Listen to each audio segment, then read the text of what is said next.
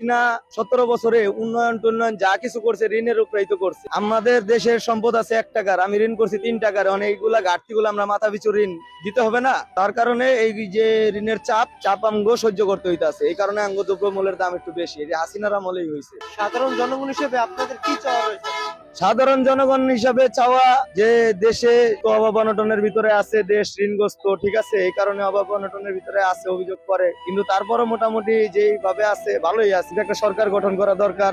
দ্রুত আপনি নির্বাচন চাচ্ছেন? অবশ্যই নির্বাচন তো দরকার। নির্বাচন জাতির মেরুদণ্ড।